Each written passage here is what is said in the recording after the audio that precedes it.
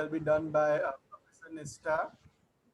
I would take an opportunity to introduce today's guest speaker. Uh, I'm really fortunate and very proud to introduce you all to today's guest speaker, Advocate Neil Lakhani. He's an alumni of United World School of Law who belongs to the first ever batch of United World School of Law, 2014-19 batch, who has turned out to be a rigorous and most confident practitioner and youngest owner of a law firm, Trio Legal Consultant. I have been a witness of his journey from being a student to the owner of Trio Legal Firm, and I'm very glad that he's now sitting next to me and he's addressing students. It's a moment of proud for me. I guess this is something which is sufficient. We have Dr. Shruti who will be introducing him formally in her special address. So that's it, I guess. Welcome, Neil. Welcome to United World School of Law. Welcome back. And I'm very Thank you, sir. excited to listen you. Thank you, sir. It has been a real pleasure to be back here and especially being addressed by you in such a beautiful way. So I'm very, emotional on this moment. Thank you so much, Ruth sir. Now I'll welcome Professor Nishtha Agarwal, Assistant Professor of Law, to welcome you all. And welcome Neil sir. Thank you, Anshu.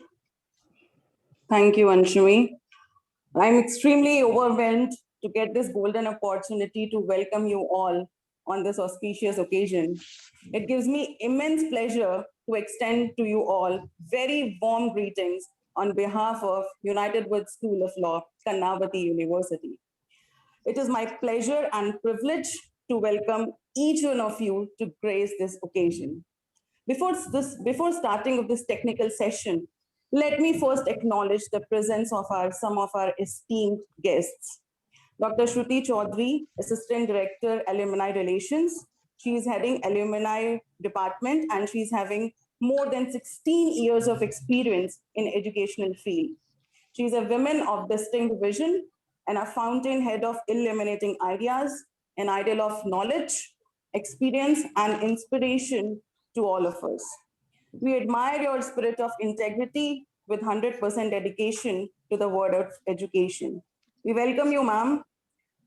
Our alumni has brought great glory to our institution. They have set the example of being a successful human being. I extend a very warm welcome to Advocate Neil Lakhani, alumni of UWSL, who spared his time out of his busy schedule. And Neil, thank you so much for accepting our invitation. Welcome, everyone. Thank you so much, ma'am. Now for the special address, I would like to welcome Dr. Shruti Chaudhary, the Assistant Director of KU Alumni Relations. Please, ma'am. Welcome. Thank you so much, everyone. Very good afternoon to one and all who all gathered here. Hope you all are doing well and staying safe in this pandemic situation. I, Dr. Shruti Chaudhary, Assistant Director, Alumni Relations, once again welcome you all to the IP Awareness Week. It gives me immense pleasure to share that today's speaker is none other than world's youngest person who have his own law firm and acknowledged by the India Book of World Records. Our alumni, Advocate Neil Lakhani. My dear audience, I would like to share a beautiful quote with you. This quote is given by Swami Vivekananda. Listen carefully and it really gives you an inspiration. Take up one idea. Make that one idea your life. Think of it, dream of it, and live on that idea. Let the brain, muscles, nerves, every part of your body be full of that idea and just leave every other idea alone. This is the only way to success. And I'm so proud to share Advocate Neil Lakhani is true symbol of this quote, who believe in this vision and dedicated completely to fulfill this. Advocate Neil Lakhani graduated in 2019 and currently he owns his own firm, Trio Legal Consultant. He's also a partner in another legal firm in Ahmedabad, Lakhani and Lakhani Legal Consulting LLP. In the past 2 years, he has his name in more than 110 cases in the High Court of Gujarat, more than 30 cases before the Districts and Session Court, NCLT, DRT, SSRD, MSME, Consumer Forum, other states' High Court, and Honorable Supreme Court of India. He has also been recognized time and again for his research and analytical skills. With such a rich experience, I would like to invite our young leader, Advocate Neil Lakhani, to share his view on the topic copyright and digitalization issues and perspective. With huge round of virtual applause, my dear audience, please welcome our today guest, Advocate Neil Lakhani. Thank you for your kind words, ma'am. It has been an honor to be a part of this event, actually. I remember the first time you contacted me when the alumni program was started, and I can say that we have come a big way forward to it, and it has been an honor to be a part of this program. Now, if I may be permitted to share my screen, I prepared a presentation with my I prepared a PPT PowerPoint presentation while the speech has been on. I'll request Rahul to please make Neil sir the host. Thank you. Sure.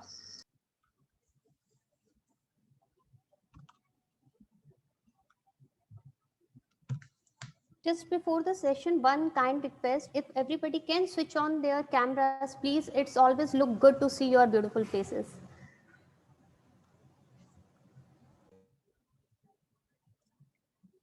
Okay, so our today's topic is about copyright and digitalization. Now, first of all, let's begin with understanding what copyright is. Now, copyright is a legal term describing that the creators of literaristic and artistic work have certain rights over the work they have produced. It is also known as a statutory privilege given to them by the state under certain rules and laws. Okay. In other words, in simpler terms, or we can say that protection provided by a law to an individual or a group of people or entity for the original work produced by the author can be termed as copyright. Now, it protects only the original work of the authors. It is a type of an intellectual property where legal bundle is created in a form of rights, rules, and authority. The owner of a copyright is allowed to pass the title to someone else, is passed to give license to use those copyrights to someone else, right? Copyright is regarded as a natural right by some of the people, and while the others are always contradicting it with saying that it is a statutory right, as there are certain provisions made by the state. Now, usually the time period of a copyright is lifetime of a person plus 50 to 60 years after he passes away. But it is not always so. In certain cases, copyrights are extensively limited to 60 years. It may be during the lifespan of a person, it may be after that, but not more than 60 years. The first ever copyright was enacted in 1705. And after that, the first Copyright Act, known as Statute of Anne, was authorized in England in 1710.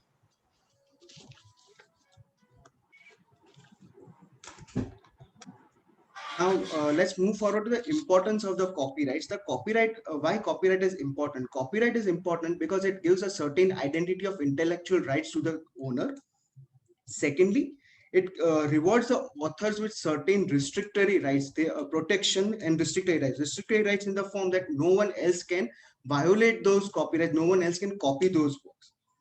Third, it is a legal mandate. And fourth, it is a model. It is a model proper behavior for the students and educational institutes. It guides the students how they can protect their original work and how they need to be protect themselves from the work they are taking of someone else, which usually happens these days. Okay. The third topic that we are moving on is towards the groups of copyright. It is these are the following groups you might be able to see on the screen. It is literary work, computer program, artistic work, dramatic work, musical work, cinematography, and sound recording. Now, these are the groups in which other categories are already there. For example, if you are making a certain movie, so it comes under cinematography. But if you are making a musical of a musical kind of a movie, then it comes also under the musical work. Now, copyright deals with literary work, contains novels, poems, books, articles, newspapers, etc. The films, musical compositions, and choreography comes under cinematography. Artistic works contains paintings, drawings, photographs, sculptures, architecture, and artistic work and literary work also comprises of advertisement, maps, technicals, drawings, etc. However, copyright does not cover the ideas of a person. It does not cover the facts, the blank forms, stocks, literary devices, and phone book, for example. It does not cover what is there in your phone book. Furthermore, even though copyright does not cover the idea, but it can cover the way the idea is presented. For example, if a person wishes to start a business and he does not want that his idea would be leaked or someone would copy his business idea, then he needs to have a protection where he can present his idea before different venture groups or investors, but his idea may not be taken. So the way it has been presented can be copyrighted. However, the idea itself cannot be copyrighted.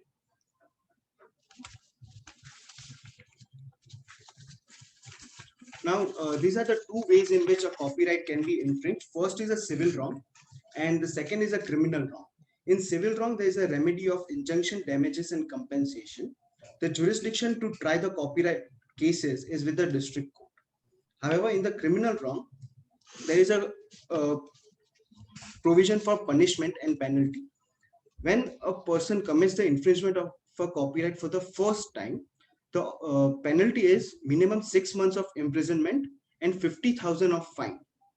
However, if he commits the same offense subsequently or for the second time or more than 2 times, then the punishment increases for minimum of 1 year imprisonment and rupees 1 lakh fine. However, Section 63 of the Information Technology Act, it provides that when copyright is taken by accessing someone else's database is usually a data which is stored in a computer or electronic devices. So when a database has been hacked or used without an authority and copyright is infringed by doing that, then the compensation can go to amount more than 1 crore rupees. Now, one of the basic requirements to prove that there is a copyright infringement is that under copyright, the owner must prove that the alleged infringement work is a direct or indirect reproduction of the work protected by copyright. That means he has to prove that he has protected this copyright work and he has a sole authority or ownership over it, and it is his original work. It can be direct or indirect production, but it is his own work. Copyright is an inherent right that comes into existence as soon as you do something. Before 1988, there was a situation where you needed a mandate. If you are creating certain work, you have to register it. However, after 1988, the copyright protection was granted even to those who are just creating certain original work, but they are not registering it. New treaties were developed since in 1996, namely WIPO copyright treaty and WIPO performances and phonograms treaty, usually known as WCT and WPPT. It is a trade-related aspects of copyrights, which was later on even included in TRIPS, that is trade-related agreements on intellectual property rights. And under TRIPS, Section 2 and Section 14 of that treaty says that provides protection of copyright under digital works or in computer works. For example, it says that computer programs, whether in source or object code, shall be protected as a literary work under this convention. Let's look forward to the international recognitions of the copyright. One of them is that Article 27, Paragraph 2 of Universal Declaration of Human Rights provides that basic rights that everyone has a right to protect the moral and material interests resulting from scientific, artistic, or literary production of which he is an author. Then even World Intellectual Property Organization, a part of United Nations, has taken a responsibility for overall protection of intellectual properties around the world. Now, let's look into why digitalization and copyrights are correlating with each other. But before that, we need to understand what is digitalization and what is digitization. Now, digitization is a process where a data which is already in a written or a printed form is converted into a digital platform. For example, if we scan a document, okay, or we scan our papers, then that scanned document is a digitized document. However, digitalization is a process through which a material has been changed from literary form to a digital form.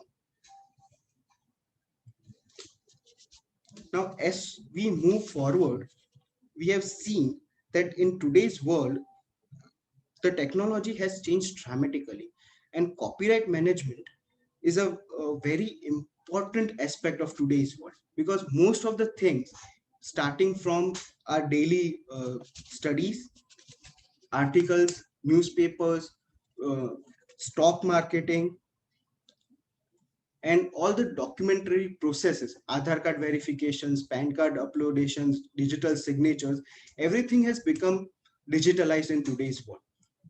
In such way, how one is going to protect its own original work comes under the copyright management. Therefore, it is very important that in today's world, copyright management is given a priority over other intellectual properties.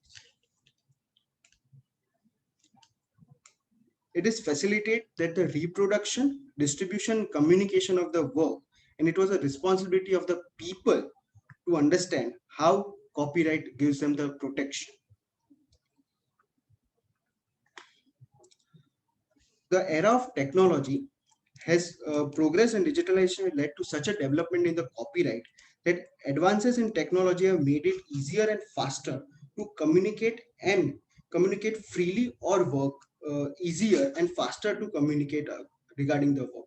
For example, if I'm sharing a document at the moment, now this is a document which PowerPoint presentation which you are seeing at the screen at the moment.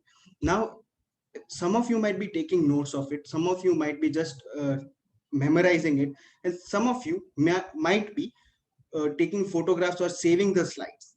Now, in such a case, I'm communicating with you on a professional and educational basis. However, this is my original work. So how can I protect this work from being leaked at different places is one of the issues that we are facing in this time. Copyright protection on digital platforms,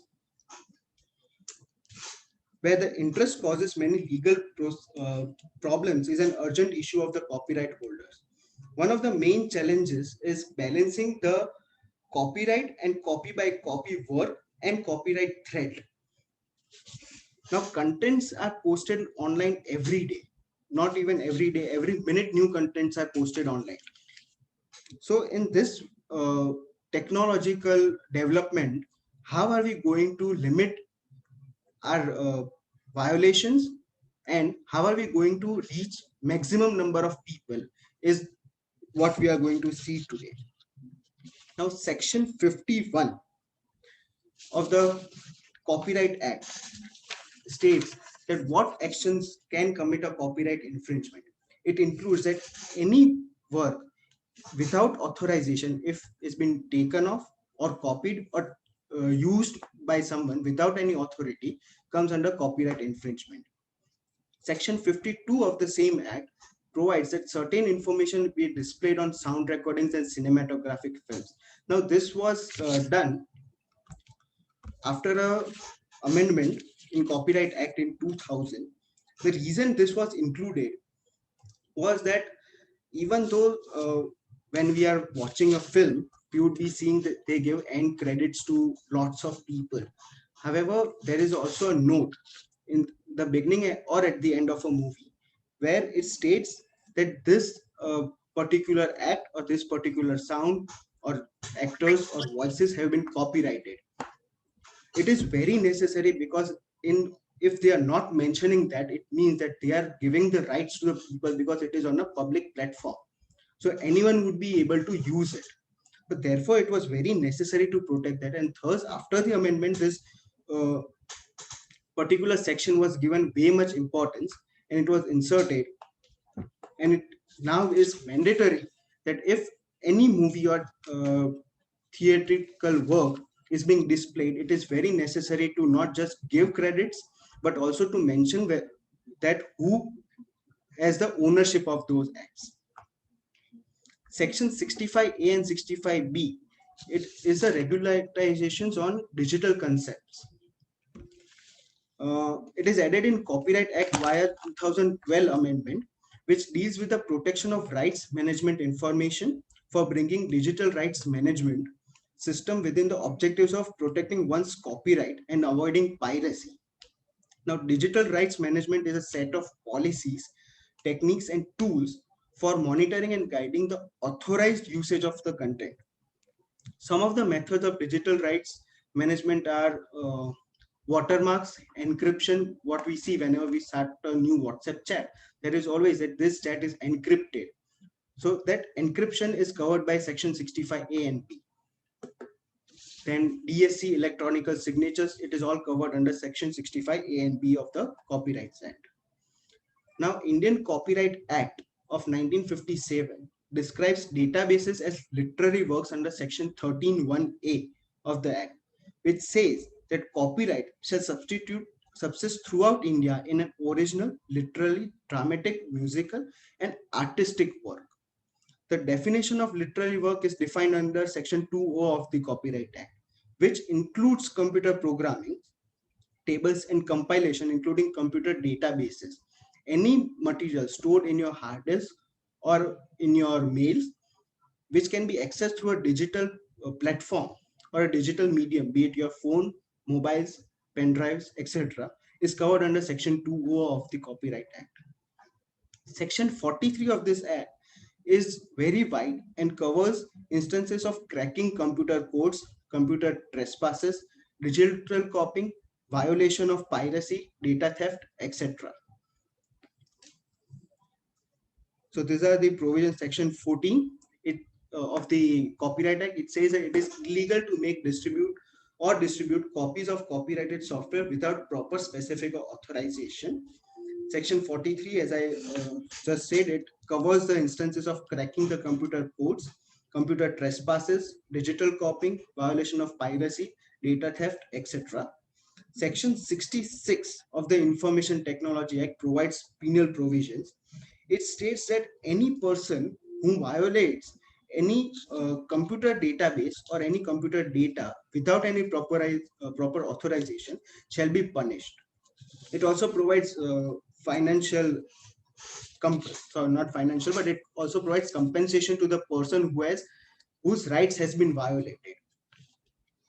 Now, it is very recently a study was conducted by Ericsson Mobility, and in its report, Ericsson Mobility has stated that India in 2019 alone has consumed 16 billion DVDs worth of data online, which shows how much digitalization is coming forward in today's world. Each and everything from your morning, since the time you wake up to the time you go to sleep, is dependent on data. For example, even at this moment, what we are doing is sharing data over the internet. Usually, if Corona was not there and lockdown was not there, I suppose the college would have been open and we would all have gathered there. However, at this moment, we are doing this session on a Zoom, right? So what we are doing is we are sharing data digitally with each other.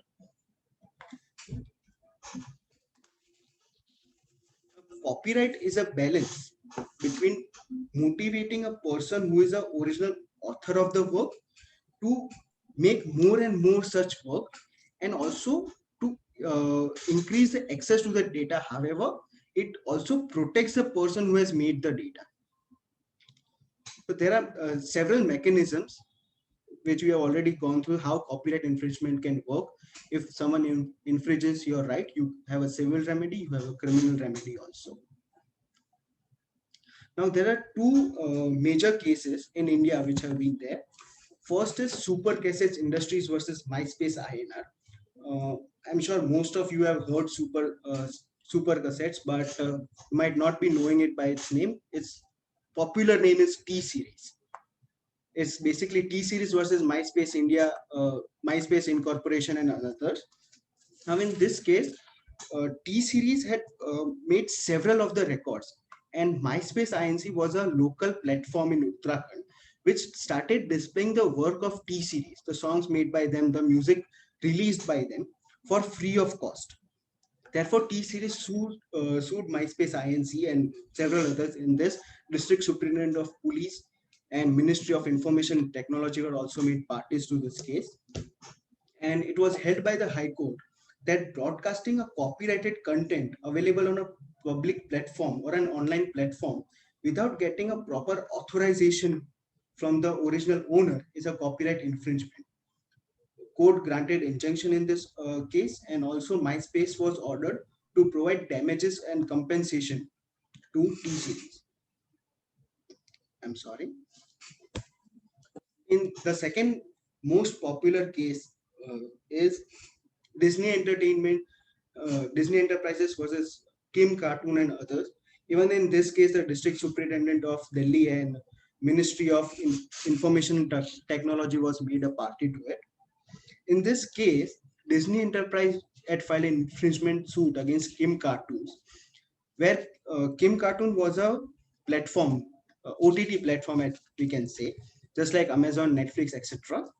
So Kim Cartoons was an online OTT platform which ran movies on their sites and granted the subscribers or the users to access the pirated movies and songs.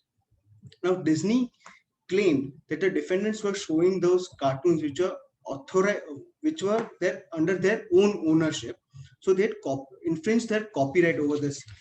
Delhi High Court allowed the petition, and defendants were, I'm sorry, Delhi High Court allowed the petition, and the defendants were told to pay the compensation to the plaintiff for the violation of copyright done by them. And also the ministries were ordered to seize the network service providers.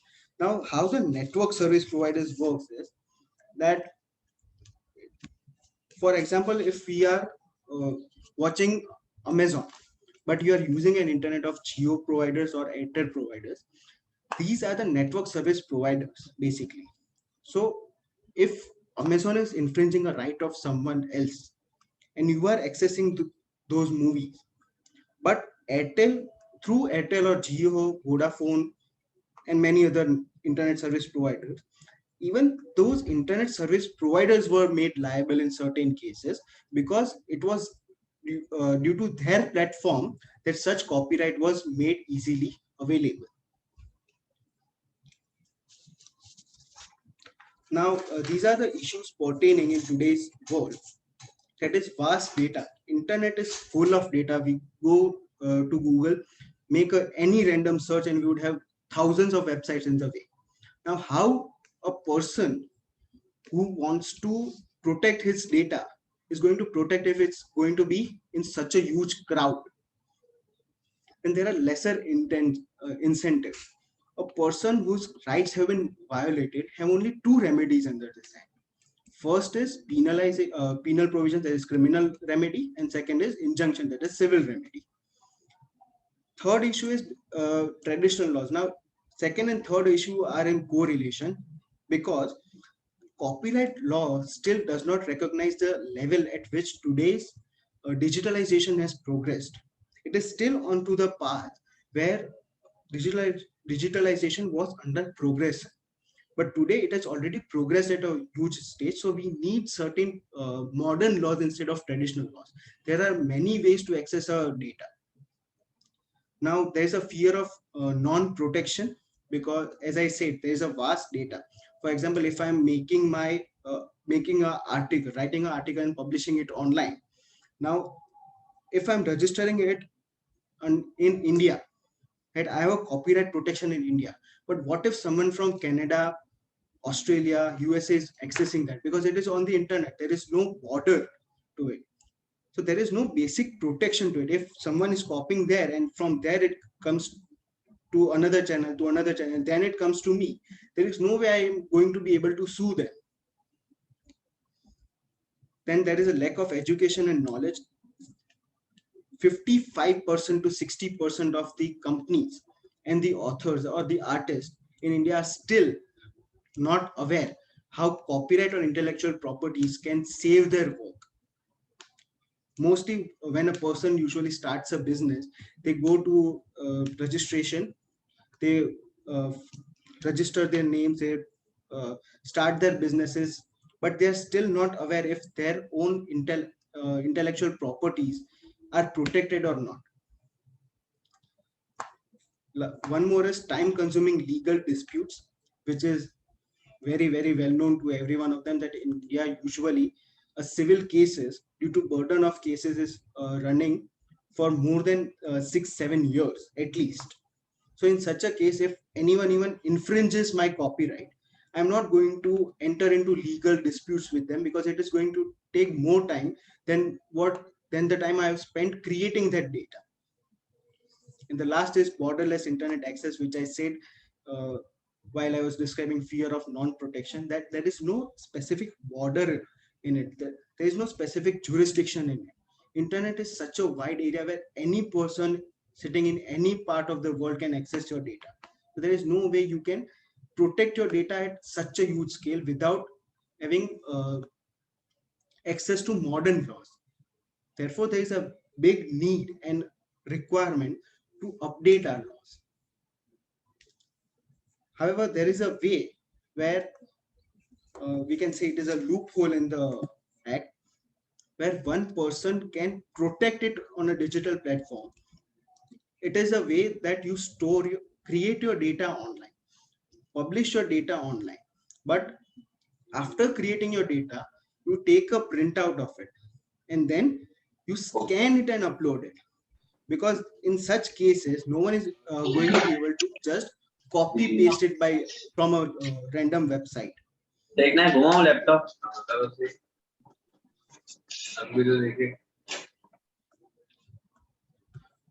when there is when you have scanned a document and uploaded it, it changes into a JPG to PDF form. Therefore, it is not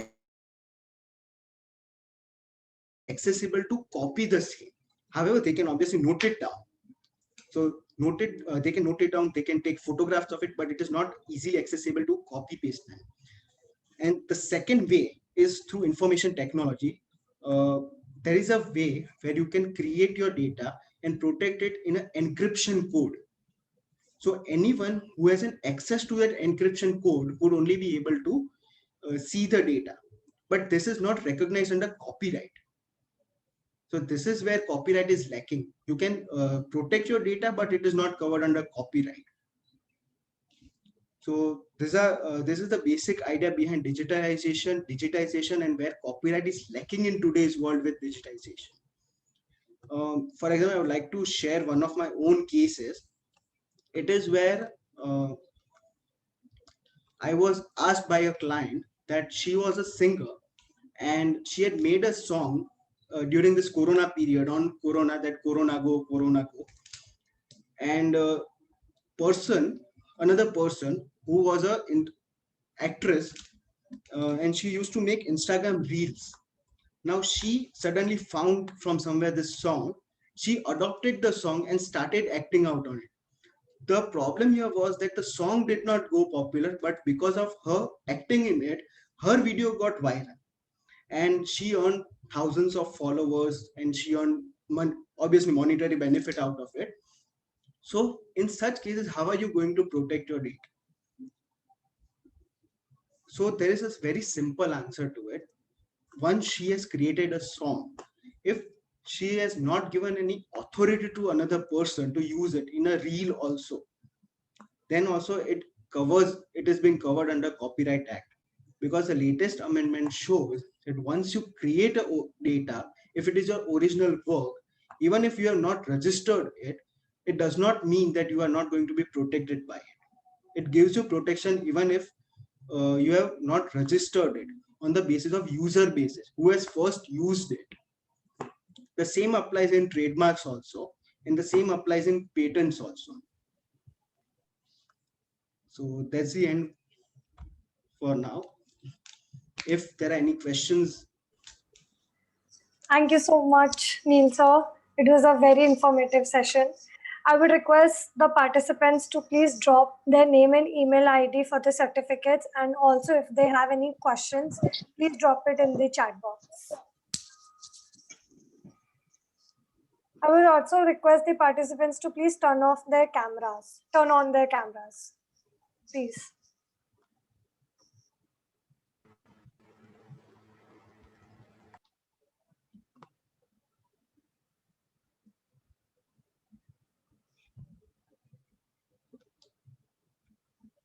We have a question by Mana. You can unmute yourself and ask.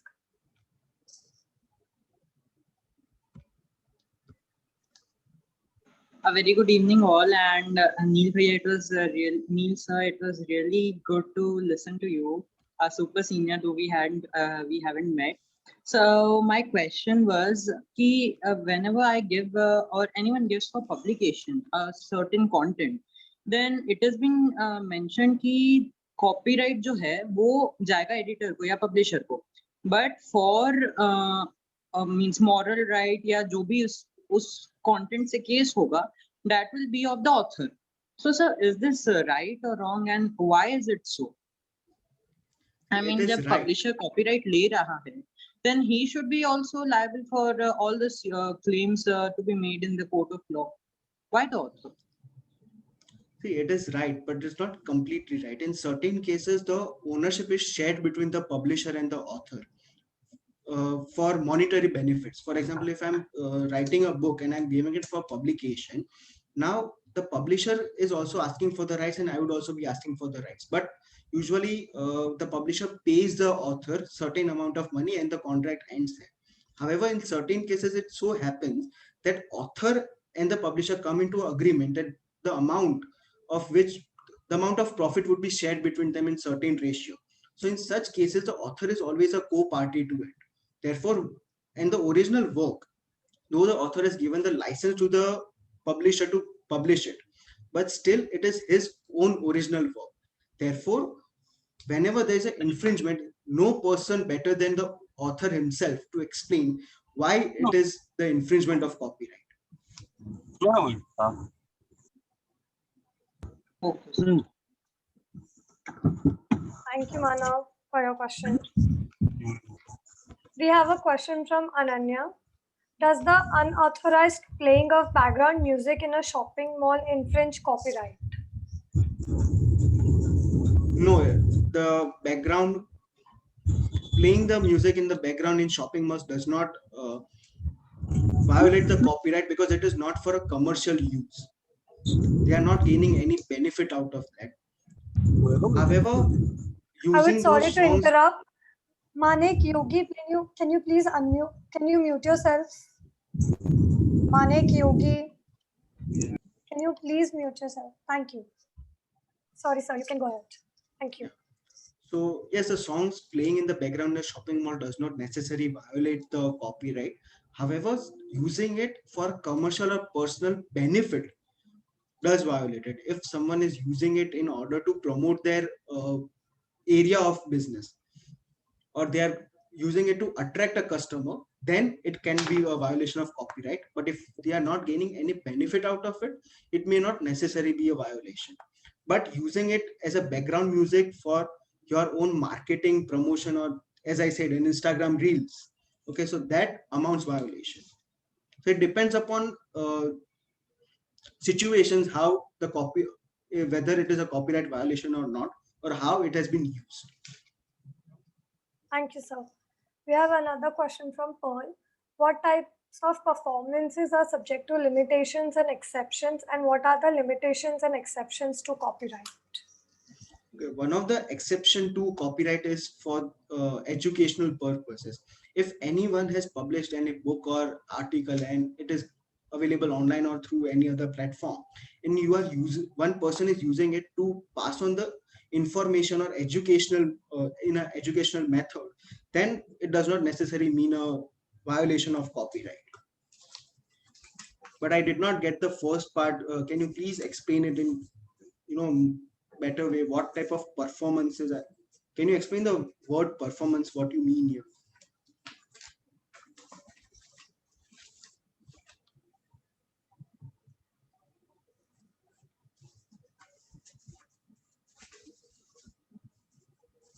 I think it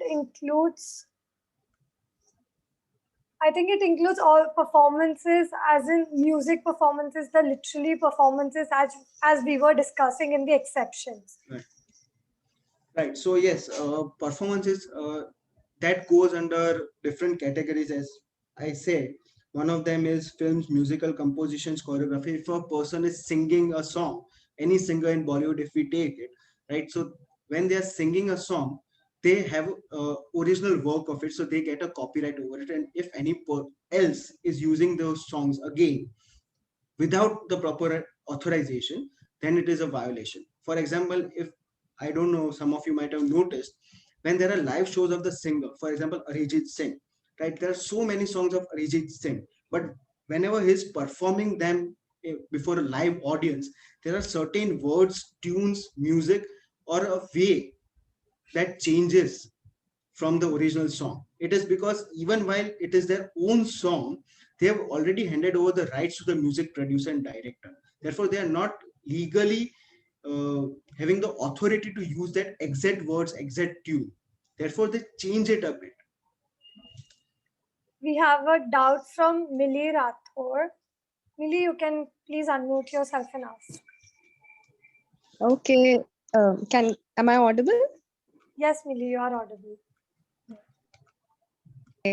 Hello. Sorry. Hi. It was so nice attending this session, Neil. It's been so long since we saw you, our super senior. We remember you giving us advice and everything. Anyways, I had out because as you said during your presentation that ideas particularly can't be copyrighted on the very surface level, but I guess we have been given a little brief about non-disclosure forms. So I just had this one doubt, are non-disclosure forms, suppose you sell your idea, or if you're trying to sell your idea and you are worried that what if they don't accept your idea and some misuse is there, so is the concept of non-disclosure form comes under the purview of copywriting? Yes, it does, because as I said, ideas per se cannot be copyrighted, but the way you present them can be copyrighted. So the non-disclosure agreement is a piece of paper through which you are asking the someone else that you are going to disclose your idea, but they cannot share it with someone else. So it is a way you are going to disclose your idea. You are not just going to go and talk with them, right? You are asking them to sign an agreement or a paper where they are not having the authority even after knowing your idea. Thank you so much, Meeli, for your question. Another question from Ananya. What is the difference between statutory, mandatory collective licensing and contractual, voluntary collective licensing of copyright protected works? We see there are three types of licenses which are usually granted in copyright. First is mandatory licensing. Second is statutory licensing or compulsory licensing. And third is collective licensing. First, if we see, then a person who has his own work has a right to distribute the license to people, to whosoever he wishes. Second, statutory, mandatory, or compulsory licensing. This is a provision included under Copyrights Act because there are certain situations where in a market, competition needs to be controlled. So whenever there is a competition or competitive market, usually the state says that license should be given. For example, if we see to a recent situation, corona vaccinations, right? So if a particular company is making a vaccination, then but it is not able to provide it to everyone, the state can intervene and ask them to share the details, ingredients, process, everything, so that they can also produce the same. Another way it is that, for example, if I am a company and I have certain copyright work under my name, however, I do not exist anymore, but the copyright protection is still there. So just because copyright protection is still there, no one else would be able to use those data. So in such a case, state intervenes and asks people to bid and take the ownership of the copyright. So that is statutory, mandatory, or compulsory licensing. And collective or contractual licensing is that when you give a certain right to multiple number of people. It can be that author is a single individual, however, he gives a right to different entities. For example, if a singer sings a song, his original work, right, but he publishes the same on Spotify also, on Ghana also, on Savan also. So he's giving his rights to a collective number of people, not just a particular individual. So your collective licensing can come in. Thank you so much, Ananya, for your question. Do we have any other questions? Okay, thank you. I just wanted to ask Neil sir, as you mentioned with your personal case about the reels. If we see the reels, we see that audio has been connected to the actual producer or the singer. But nowadays, a lot of people edit the voice, the tune, and now their names are coming up. Like, if, for example, XYZ name is coming up, the original audio. So in this case, what is the chance of the copyright infringement? Actually, it is already a copyright infringement till the time the author does not sue them, which is, see, again, this is a problem that it is very difficult to identify how they have copyrighted that work, right? So a person made the original work for their own marketing, for their own sharing. Now someone has taken it and you made it on their own name, which is not there actually. Until unless they are giving the credits of the original work, you cannot copy it. So these days, most of the reels on the Instagram are going towards a copyright infringement. But the problem is no one is entering into the suit or legal formalities for it. Okay, thank you so much. Do we have any other further questions? Okay. For the session, I would request Nishta Agarwal ma'am for vote of thanks. Before ma'am says, I would just like to thank again Dr. Shruti Chaudhary, Nishita ma'am, Shruth sir, and Anshumi, of course, you, for hosting this event, for inviting me, and for being a part of it. Thank you so much. You have been a wonderful senior, for sure. Thank you. And just Student and a 1 great minute. practitioner. Yes, Yes. Shruti. Neil, it's been our pleasure. You are over here and, share your experience with us. Whenever, you are just handling the way the different student queries, it show your experience, how confidently you are handling, just taking care of all the queries. It's my pleasure you are here, and maybe in future we can invite more of your batchmates and more of your juniors, and we can share their experience. Thank you so much for sparing your time and be with us. It would be an honor, ma'am. And definitely, this is more scarier than being present in court. Shruti sir, you have something to say. No, I guess I'm very happy to see him here. I really don't find him as an alumni. He's still a student whom I met yesterday. I feel like that. But then I'm very happy to see him next to me addressing all these queries. I was amazed by the questions that were posed by the students about the statutory licensees and, like, voluntary, collective voluntary licenses. They don't ask me such questions, but it was Nil who could really, bring in those curiosity in them, whereby they could, relate to the subject and they could ask the question. So I'm very happy, Nil. Thank you so much for being there. Sir. And we will definitely, as Dr. Shruti ma'am has said, would love to have more of your batchmates, including you, to join us once again, even when the college is started in physical form, right? And would love to catch up with you all once again and to have more involvement. Thank you so much, sir. Thank you, Dharini, for being a part of it. I'll invite Nishta ma'am for the vote of thanks.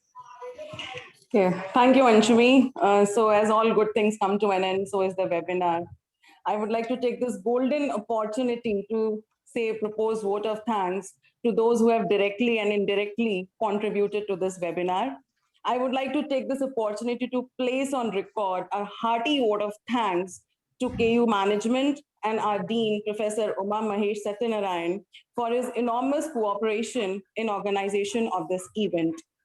I would like to thank our guest speaker, Advocate Neil Lakhani, for enlightening the students with his knowledge.